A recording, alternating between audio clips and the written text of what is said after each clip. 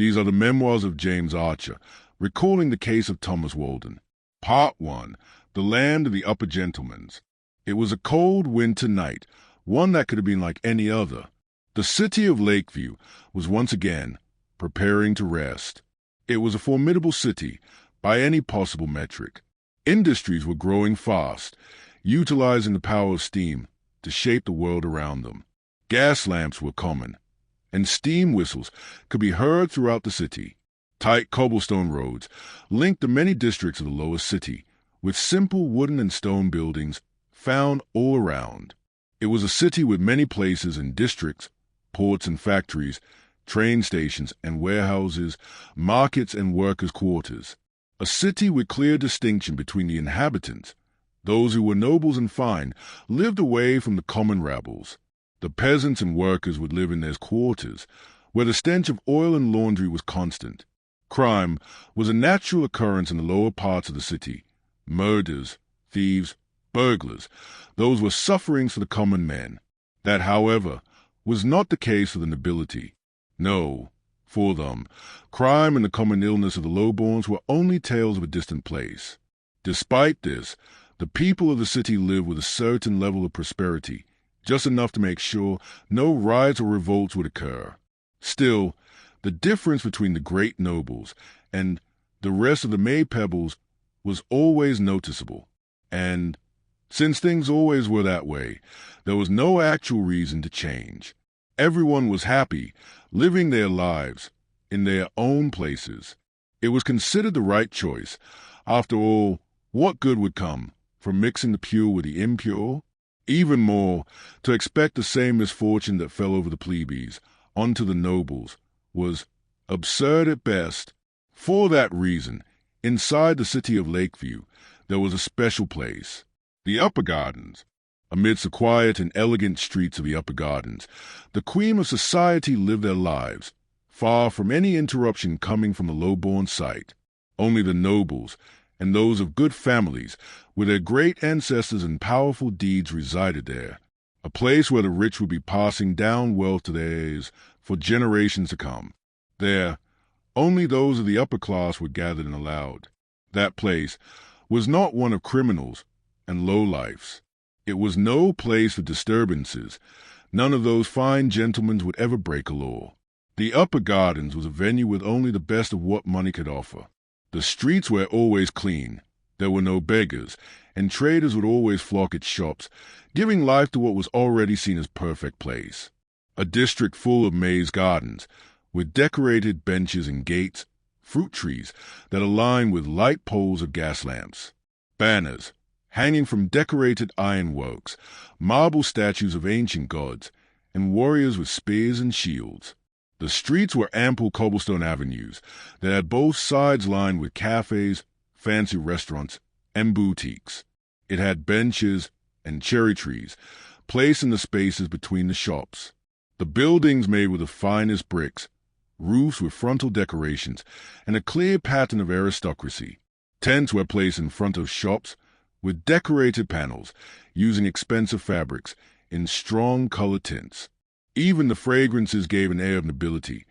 It had a delicate smell of citrus and cherries, and from time to time the delicious smells of bakeries and restaurants would join along.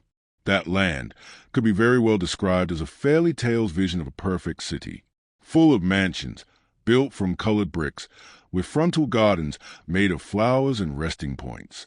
The resting points, made of bricks and pillars, surrounded by decorated cloths, would shield the nobles from the elements in the streets. When those were empty, musicians would be found playing waltzes and other high-culture music, using only the most expensive instruments available. Ornate wooden doors and windows, with complex carved patterns, and family heralds decorated the buildings. And yet, even among such extravagances, there was a place that brought everything else to its knees. A palace, sitting atop of a hill, that perfectly blended the elements of nature and architecture, with a walled entrance decorated with 2 lions made of marble in the front, the lions leading to a second gated entrance, with 4 pillars, standing on the side of a golden gate, leading to a glimmering white building behind the staircase. It was a long staircase, lined with trees, marble pillars, and statues, that reached the top of the hill all the way to the palace entrance. The palace was placed in a certain angle, so that every day, exactly during midday, its towering size would block the light of the sun and glow in a golden color. Its windows, made of carved wood with lion patterns and surrounded with golden metals, made even the prettiest of the noble houses look poor. The doors of that palace had golden handlers, melted in the shape of a lion's face. If opulence had a name, it would be written in front of that manor. Even so, during that cold night of January, the upper gardens that was used to the waltzes and lights by the small flames of gas lamps would be shaken by crime. In the palace that was a symbol of respect and impeccable reputation, figures and shadows moved about in a frenzy. It began as muffled murmurs, gradually becoming an atmosphere charged with tension. The residents of the imposing palace were the Walden family. Similar to many other mansions and shops around the upper gardens, a guard would take his shift going around the palace, and occasionally listen to every detail, his hearing sharp, trying to notice anything that could stand out. Along those shifts, our friend, the guard, who was clearly the least important person in that situation, would take turns and stop by to listen with palpable curiosity. Although, at that moment, that guard did not understand what was really happening there, much less the great repercussion that those events would have. One thing was certain. There was a discussion, something was happening, and it was not anything good. The murmurs began to grow ever louder until the voices could be heard completely. Meanwhile, inside the Walden residence, a fierce argument was taking place. Thomas Walden, a prosperous businessman, and Margaret, his elegant wife, discussed yet another case of nobility gossip. To the outside, the Waldens presented a life of luxury full of delicacies that none other could acquire. Those two had clearly forged a perfect family, with beautiful children, a beautiful house, carriages, servants, and guards. At first glance, these two had a perfect life. At least that was how the admiring eyes outside always saw it. Although, below the surface of this perfect marriage, the couple was far from doing well, stuck in a perpetual state of warfare, with each constantly belittling the other. That perfect marriage was nothing but a farce. And, as it had been the case, on many other nights, those two argued again, shouting and screaming at each other. As for the reason, inside the palace, rumors were circulating that Thomas had been seen, once again, in furtive encounters with a different woman. Margaret could have allowed, just like she did on many other times. But this time, it was different. This time, the one from the gossips was better than her. More refined, more elegant, more cultured, more beautiful, younger, and worst of all, she was said to be pregnant. This time, one of Thomas' adventures was expecting a child, and things went even further. The mistress now could demand from the man that she be brought in the palace to be taken care of, and that was the greatest insult for Margaret. She no longer could tolerate Thomas's frivolous adventures. As for Thomas, he defended himself by reminding her about all those times when Margaret had purposefully embarrassed and humiliated him in front of his peers. Describing her as a lying viper and a harlot, Thomas had no intention of holding back. Brilliant, Thomas. Just brilliant. You bring up another servant, embedded her, got her pregnant. Inside my own house. And now, your brilliant solution is to shove money on her. Tell me then, Sir Thomas, how do you plan to deal with the child? Do you expect her to just take it and leave things be? This time, your adventures might cost us, no, cost me, everything. And even worse, she is exactly as you always desired her to be. Isn't she, Thomas? No, no, no. That is not true. Margaret, that is not true. I did not bring her here just to embed her, as you say. Helen is especially skilled with the chores. Besides, when have you ever worried about what could cost us anything? How many times have you shamed me, mocking me in front of many other nobles, You spill your venom like a viper, lying and manipulating as you see fit. You have always been this way. You play your cards and have your fun until you get what you desire. And when things do not work your way, you create chaos, only for you to step ahead and take charge. And now, it is my fault. Marvelous. And what about all the other ones? What about all the previous cases? Thomas, did you really think that I would never find out? She is not the first. And clearly, she will not be the last. You brought in a girl who is at best just out of her childhood. This Helen. If she is so great as you say, why not take her? Keep that damned toy for you. And watch as you slowly break her so she can turn out just like me. You are a cursed existence, Thomas Walden. Your misery will never end. Your toy will catch you by the throat, and, when she does, I will laugh at your face. Watch your words. Margaret, I have no need for toys, much less to hear all this from you. My reasons for bringing her in are mine alone. Besides, haven't you also had your fun before? Or perhaps was I mistaken on every time you insinuated and tried to seduce others in front of me? You act like a harlot when it suits you and demand from me that I be some virtuous martyr? What else do you want from me? Have I not given you enough? Your reasons. What reasons, Thomas? You brought her in here, had your way with her until she was with child. And now, you demand that I watch my words. Maybe if I begin to act, instead of only talk, then, you would change your ways. Maybe, I should find myself a Helen as well. Or is it, that only you are allowed to have your fun outside this marriage? Margaret Walden, do not dare to tarnish my name in such a way. I will not be known as a wittol and a loser who had lost control of my wife and family. Your insinuations and seductions, acting as a harlot for other nobles, have given me enough to deal with already. And so the night went on, where the lovebirds continued their never-ending argument, with ever more offensive words. The identity of the new mistress, or madam, depending on the rumors, was a constant case of discussion. Was she a commoner? Or maybe she was in fact just one of many women of the upper gardens? In truth, the only consistent thing in those rumors was a name. Helen. She was a reason for the whole commotion. And as the argument grew more and more heated, so did the voices grew louder. Curses and insults were hurled in droves, and even the sounds of vases being broken, hits in the walls, and furniture being dragged could be heard. With the argument heating up by the minute, the servants of the palace begun to wake and pay attention. There were times before when the Waldens had some fights, but now it was something different.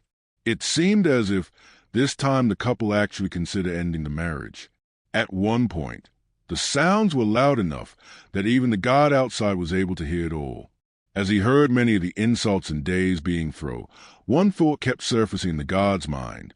Miss Walden really does not deserve any of this. She has always been docile and kind to everyone.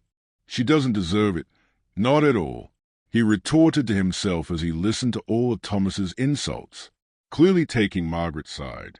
For him, just as for many others, Margaret was beyond fault. There was simply no possible way such a refined lady would commit such absurdities.